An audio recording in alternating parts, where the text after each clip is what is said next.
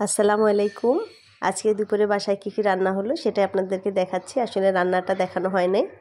তো গরিবের ঘরে রান্না হলো ডাল, লাল শাক ভাজি, ডিম এবং শালগম, আলু, সিম এবং ধনিয়া পাতা দিয়ে রান্না করা।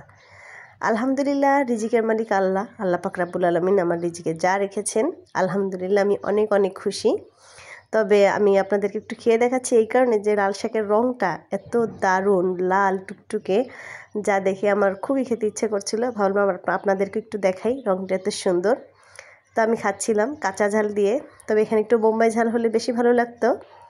বোম্বাই ঝালটা আমার বাসায় নেই, তাই কাঁচা ঝাল দিয়ে কটমট করে খাচ্ছিলাম, খুবই ভালো লেগেছে।